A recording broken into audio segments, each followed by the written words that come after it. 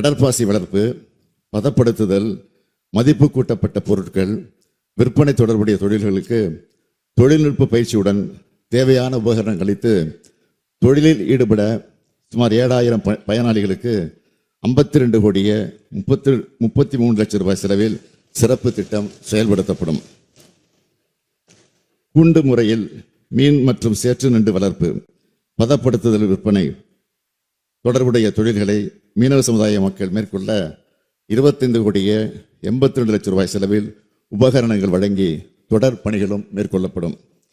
மீன்பிடித்துதல், மீன் பதப்படுத்துதல், மீன் உலர்த்தும் தொழில் நுட்பங்கள், தொழில்நுட்ப உபகரணங்களை அளித்தல் மற்றும் பயிற்சிகள் வழங்கி ஊக்குவிக்கும் திட்டம் சுமார் 2500 மீனவ குடும்பங்களை சார்ந்த பயனாளிகளுக்கு 9 கோடியே 90 லட்சம் ரூபாய் செலவில் செயல்படுத்தப்படும்.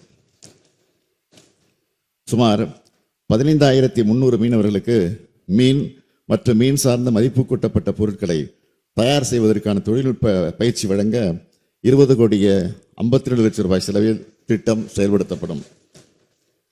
மீன் வளம் சார்ந்த வாழ்வாதாரமான வலை பின்னுதல், வலை பழுது பார்த்தல், படகு கட்டுமான தொழில், படகு பழுது பார்த்தல், கருவாடு தயாரித்தல், வண்ண மீன் தொட்டியில் தயாரித்தல், படகு ஓட்டுநர் பயிற்சி, கடல் சிப்பி அலங்கார பொருட்கள் தயாரித்தல் ஆகிய தொழில்கள் செய்ய 54 கோடியே 48 லட்சம் ரூபாய் மதிப்பீட்டில் சுமார் 20,100 மீனவர்கள் பயன்பெறக்கூடிய வகையில் திட்டங்கள் செயல்படுத்தப்படும்.